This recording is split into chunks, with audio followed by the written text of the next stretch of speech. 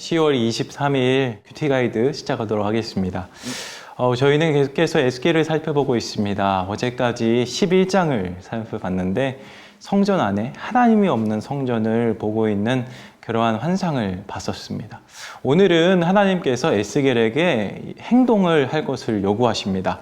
오늘 본문을 두 부분으로 나눌 수 있는데요. 첫 번째는 1절에서부터 6절, 그 다음에 7절에서부터 16절까지의 말씀입니다. 하나님이 에스겔에게 시킨 행동은 두 가지였습니다. 첫 번째는 낮에는 포로들처럼 행장을 싸는 행동을 하는 겁니다. 말 그대로 이 포로들이 급하게 짐을 싸서 이민 준비를 하는 것이라고 생각하시면 됩니다. 갑자기 아무런 용고도 없이 포로들처럼 급하게 짐을 싸고 있습니다. 그리고 두 번째 행동은 저녁에 하는 행동인데 우리 성경에서는 성벽이라고 표시되어 있지만 아마 집 벽 정도로 생각하시면 됩니다. 고대 이스라엘 사람들은 이 흙으로 이제 집을 지었기 때문에 구멍을 파는 게 가능했거든요.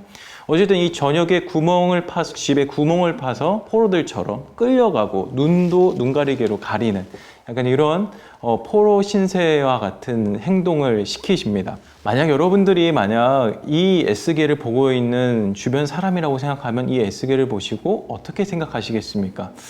뭔가 이상한 사람이다. 뭔가 정신적으로 문제가 있나? 지금 뭐 하는 짓일까? 라는 생각이 들지 않으시겠습니까? 아마 이런 것들을 하나님께서 생각하시고 이스라엘 사람들이 분명히 당신 지금 뭐 하는 행동입니까? 라고 물어봤을 때 너는 이렇게 얘기해라 라고 얘기했던 그 본문의 말씀이 오늘 7절부터 16절까지의 이야기입니다. 7절부터 16절까지 가만히 살펴보시면 내용은 정말 간단합니다. 하나님이 이스라엘을 이렇게 만드실 거다.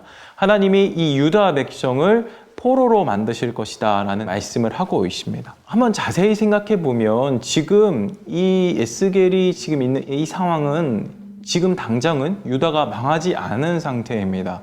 그리고 심지어 왕조차도 시퍼렇게 살아서 자신의 왕권을 가지고 있는 상황이죠. 그런 상황 가운데 지금 에스겔은 우리나라는 망할 것이고 우리의 왕도 다른 나라 사람들한테 포로로 끌려가고 심지어 죽을 것이다 라고 이야기하는 거죠.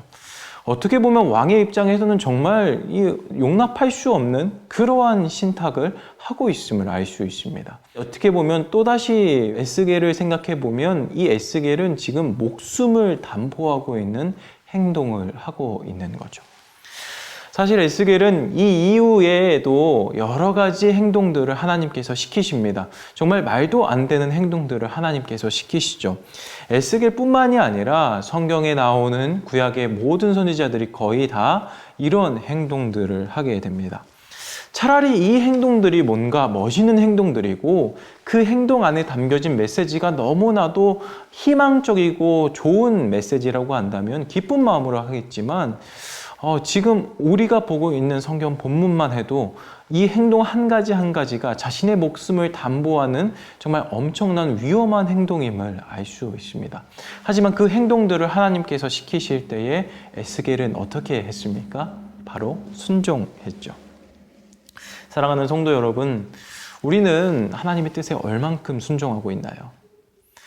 때로는 하나님께서 우리들 인생 가운데서 정말 말도 안 되는 하나님 이건 좀 아닌 것 같아요 라고 생각하는 그러한 상황을 만드시기도 하고 그것이 하나님의 뜻일 때도 있습니다.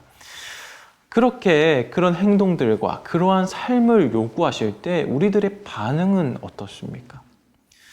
어떻게 보면 이런 상황에서 너무나 당황스럽기도 하고 낙심이 되고 그렇게 마음이 어려울 수도 있을 거라 생각합니다.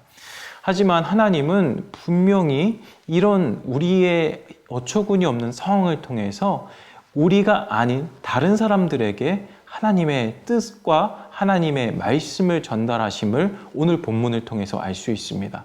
에스겔의 그 행동 한 가지는 너무나 위험한 행동들이지만 하나님께서는 그 에스겔이 그런 행동들을 순종할 때에 하나님의 놀라운 뜻을 보여주시는 놀라운 사건을 우리가 함께 살펴볼 수 있습니다.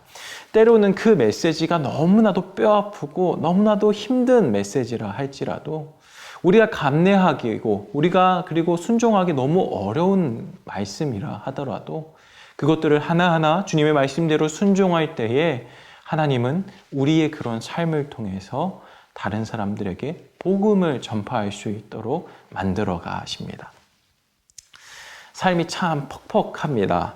해가 갈수록 희망적인 전망보다는 불행한 전망이 더 많이 나오죠. 우리의 인생도 아마 더 그렇게 갈 것입니다.